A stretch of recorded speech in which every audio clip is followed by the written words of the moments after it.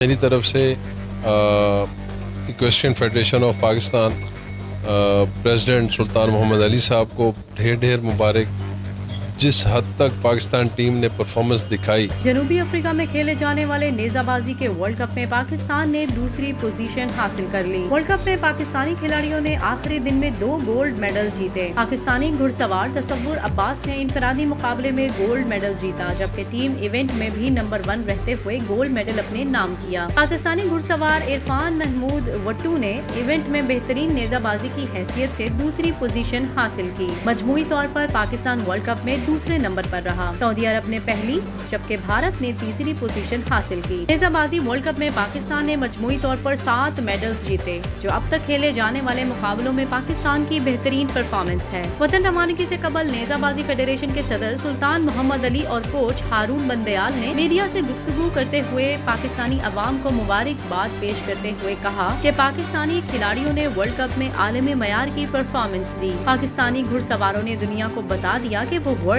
Class سوار ہیں۔ World cup کی اختتامی تقریب میں ہائی کمشنر آف پاکستان آفتاب حسن خان نے خصوصی طور پر شرکت کی اور پاکستانی گھڑ سواروں کی مہارت کی تعریف کرتے ہوئے EFP کے عہدیداروں اور کھلاڑیوں کو خراج تحسین پیش کیا۔ پاکستانی کمیونٹی نے بڑی تعداد میں مقابلے دیکھے اور اپنے کھلاڑیوں کا خوب حوصلہ بڑھایا۔